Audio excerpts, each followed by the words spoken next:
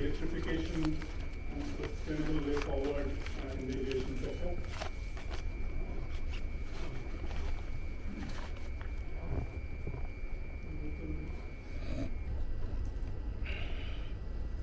So first of all, the question is why electrification? What is the need for electrification? Number one is because of the carbon decarbonization initiatives taken by globally government.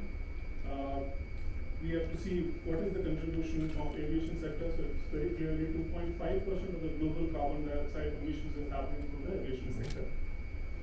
And about 12% of the total transportation emissions is also coming from this sector itself. And why? Because not just the pollution, but also the noise pollution. The kind of, if you live near the airport, you will understand this very well, that how much noisy it is to stay around. And so not just the air pollution, the noise pollution, and also the clean and green environment creation for that is the, and also the other significant factor is the cost. The moment you switch on to electric aircrafts, the cost of operations will come down dramatically. The number of moving parts, the kind of machines that are required to be maintaining the aircraft will come down dramatically, as we have seen that happening in the cars or in the two-wheelers, where there are thousands of parts, but if you take an electric vehicle, there are only 50 or 60 moving parts. Most of the parts are very simple, basic parts, motor, controllers, wiring harness, and all that. Similarly, in an aircraft also, it will come down dramatically, and therefore the cost of maintenance will go down, and the cost of fuel will go down dramatically with the change to electrification. And what are the challenges right now? Why electric aircrafts have not been commercially possible so far? It's largely because of the high density of the battery and the cost of the battery. As you can see, the electric vehicle costs are more in the cars and two-wheelers than the equivalent petrol vehicles. Same is the situation with the aircrafts. But and also the weight, because the aircrafts have to be lighter weight, and these batteries are heavy currently.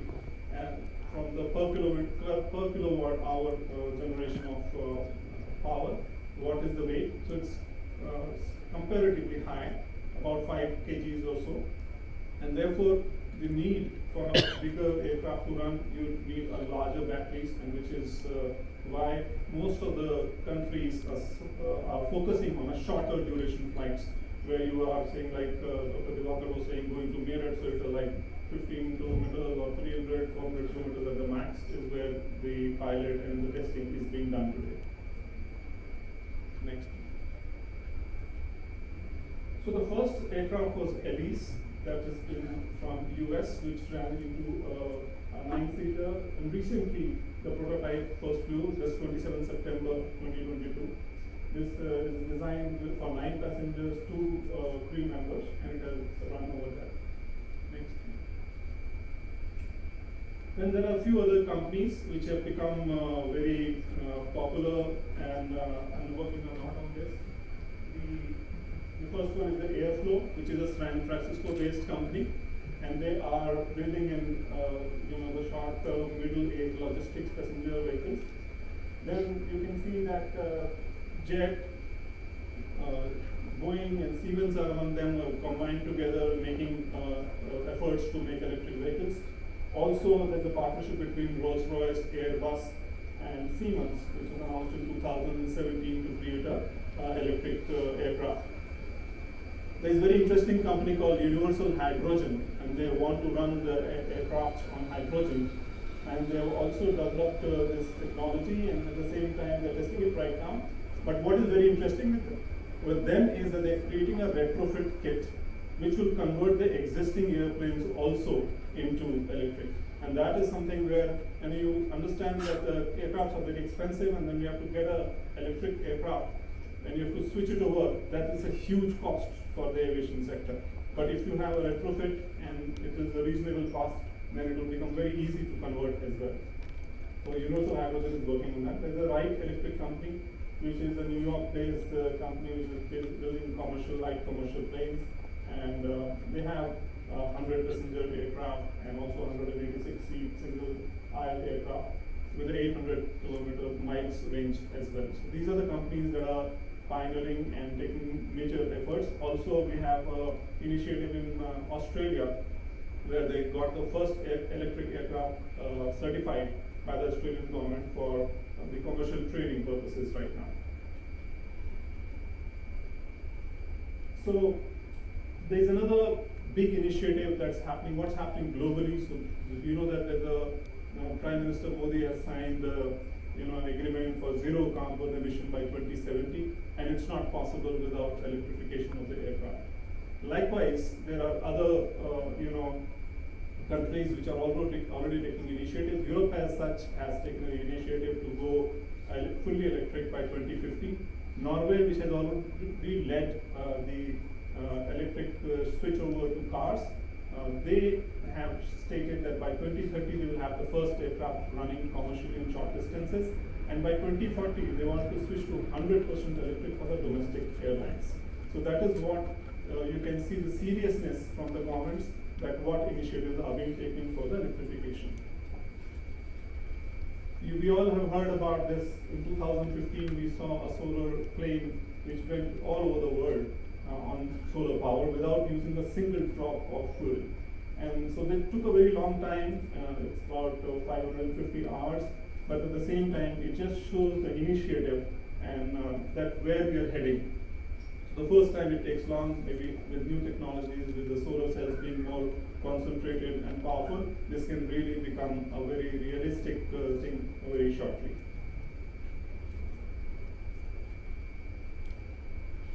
Going back to our scriptures, we have heard about this Viman called Pushpak Viman. I'm sure everybody would have heard about it. And I have this very inquisitive mind, so I keep finding out what fuel was used in that. And in the pursuit of that, I have gone to various universities which are researching on the fuel.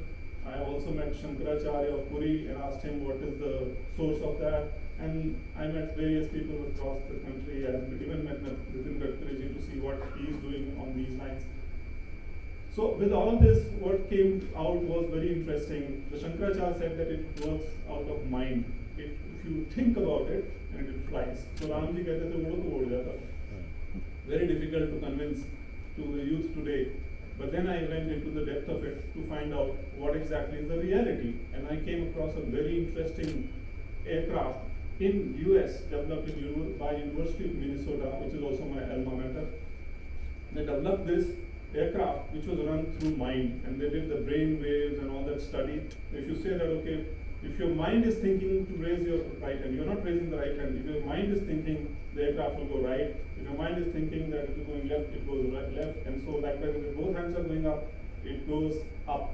So this is how the mind waves were demonstrated. There's a video, I'm not sure whether it can be played, but it's a 2-minute video, which is actually demonstrated by the university, stating that how mind can actually flow. Till that time, I was thinking that Shankaracharya ki baat I don't know whether it's truth or not, but when I went into the details, it came a reality. Maybe at some point of time, it will be done through mind. At the same time, there's another one, when we go to the scriptures, there's written very detailed of the use of mercury in these Pushpak Vimans. So likewise, a lot of research needs to be done into this to figure out an alternate energy source. And if we can figure out, in no time, India will become Sone ki Chidiya again if you can discover this, because the balance of trade will become favorable to you. You will be exporting the energy rather than importing the oil. So a lot of work is being done in this, I'm sure. So this is what, when I went into the details, there's a book called Vimana Shastra, and that's been written by Rishi Bharadwaj, ancient Rishi, and he has, it's been translated also, it's available on Amazon also. Fortunately, I went to the site to figure out if it is available. It's available on Amazon, and there are reverse engineering. And also, there's a SpaceX Dragon aircraft, which is being in the existence now. I tried to figure out and try to check whether it is true, but then see the resemblance of the spacecraft built by SpaceX organization Dragon on the right, and the left is the Viman Shastra, some of the pictures. So much of resemblance is there, and I reached out to the SpaceX engineer, who is my friend, Porter Harris, and I asked him this: are you inspired by our Vimanas? And he He doesn't accept it, but he said that it is, the exact word he said was, it's based on original capsules from the 50s and 60s of the first space missions from both USA and Russia. He also said that, yeah, maybe they are inspired by this, but I know as far as space is concerned, we're not inspired by US and Russia initiatives. So this is all from my side. Thanks a lot for listening to me, and this initiative of electrification is going to come very soon, sooner than we expect. I know that governments are talking about 40s and 50s, but you know, these revolutions, when it happens, it doesn't take much time to come into reality. Thank you, and we'll all see this together. Thanks.